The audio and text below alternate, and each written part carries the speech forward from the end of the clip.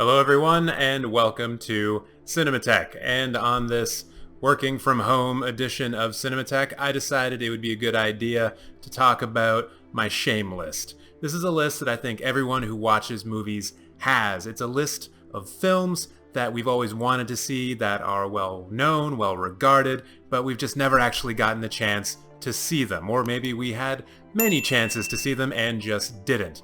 All of these movies are taken from the r/movies top 250. They are films that I deeply regret having not seen yet, and please feel free to get in the comments and make me feel shame for my shame. Shame my shame, if you shame my shame if you would like. The first film on this list is Eternal Sunshine of the Spotless Mind, directed by Michael Gondry. And yes, I know, this one is supposed to be one of Jim Carrey's very finest performances. It is a more dramatic turn for him as opposed to the quirky, kooky comedy Jim Carrey that we typically get. I really have no excuse to have not seen this film. That's actually the case for a lot of these films. I know that Michel Gondry is a very good director. I especially love how he comes from the music video world. He has done so many music videos, which is not an indication of quality by any measure, but it does typically mean that he is, or at least people who come from music videos, typically approach films in a different way than someone who's just grown up always wanting to make feature films. Yeah, Be Kind, Rewind. Michel Gondry film. Real cool. Really like that one. So Eternal Sunshine of the Spotless Mind, it is a great shame on me that I have not seen it. I should also mention that there is no order to these whatsoever. It's just shame, top to bottom. Number 2 on this list is Memento by Christopher Nolan. And when I was growing up, when I was in high school, this was the movie that everyone kept name dropping. It was that, and it was Donnie Darko. People would walk up to each other in the hall and be like, yo, have you seen Memento yet? And they'd be like, no, but have you seen Donnie Darko? And that was the majority of the conversations that people had in high school, outside of partying and I guess failing stuff and still passing. I don't know. High school was weird. I think it's weird that I haven't gotten around to watching Memento yet for a couple of reasons. One of them is that this film is just centered around memory and identity and how those two things mesh together, and that is just so my thing.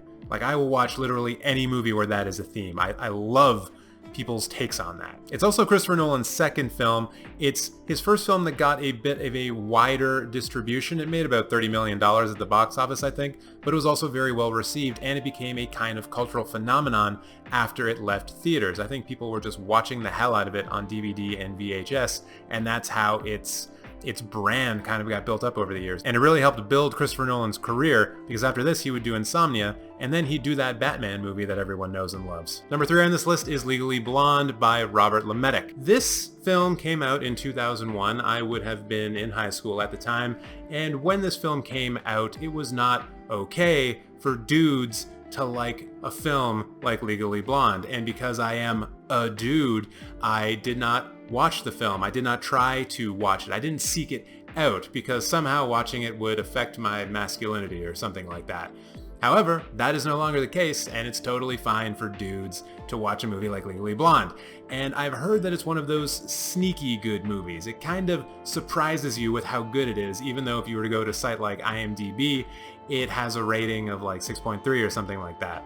Maybe because there's a lot of dudes on that site who still think like they're in high school. It's hard to say. I also apologize for this camera shaking a bit. The desk that I work at is not secure. I think it's also worth noting that a lot of the films on this list are going to be more serious films, and maybe now is not the time to be watching just a bunch of serious films. Maybe it's also time to have a bit of a laugh, and I think Legally Blonde will be good for that. Film number 4 is Barry Lyndon by Stanley Kubrick, and this one is actually just a huge part of my shame list. I love Stanley Kubrick so much. I have searched out most of his films. I have seen most of his films, and this one and I believe Lolita still elude me, even though they are readily available. I could watch them anytime I want, and I just haven't.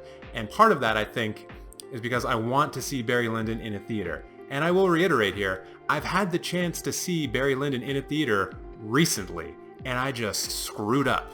So now I'm kind of left with this, okay, do I watch it at home during this whole crisis, or do I just wait till whenever movie theaters reopen again, if they still exist? By the way, support your local movie theater. It's places like that where you get to see Barry Lyndon. They're not going to show that at Cineplex. No goddamn way. Number 5 on my list is one of the ones that I just feel like I'm going to get...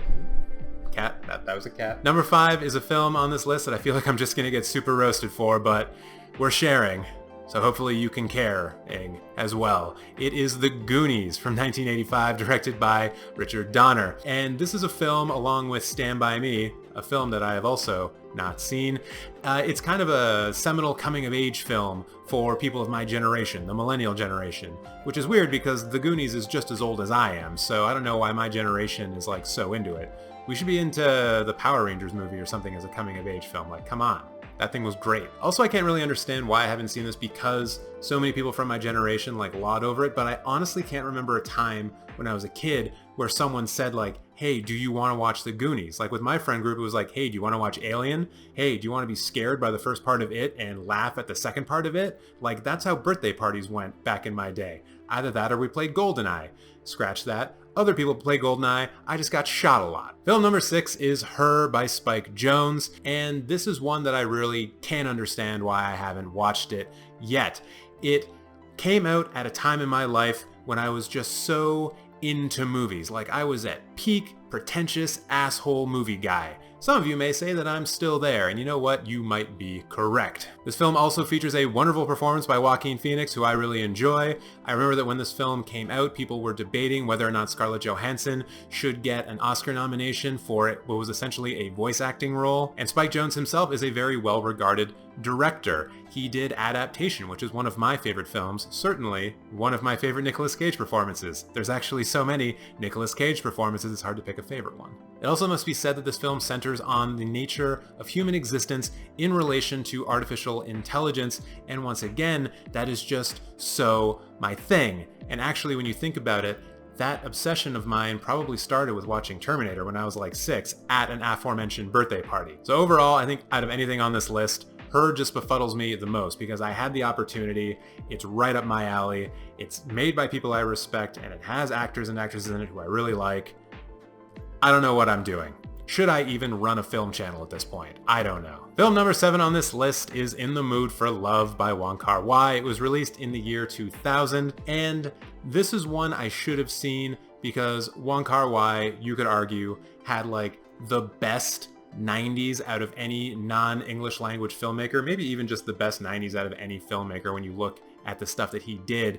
Really, all you have to do is show people Chungking Express and be like, yo, this guy's better than everyone else. And I think a lot of people just have to say, yeah, you're right. But he also did films like Fallen Angels and Happy Together. The man was just so good in the 90s. And then when you get to In the Mood for Love, he's at the peak, the top of his game. Although you could argue that Chungking Express is a better film, but I've seen that film, so we don't need to talk about it anymore. For whatever reason, I just haven't seen this film.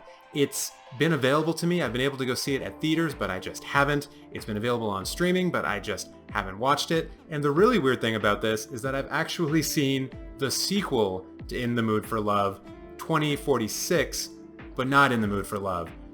And based on what I've read, it's not as egregious as watching Return of the Jedi before Empire Strikes Back, but I can't think of any other instance in my film watching life where I've watched film number 2 before film number 1. So having not seen In the Mood for Love is weird, especially for that reason. Film number 8 on this list is Solaris by Andrei Tarkovsky. This is another one where I feel like I've created this perfect scenario in my mind for when I get to see Solaris for the first time, and it just hasn't happened yet, even though it actually has.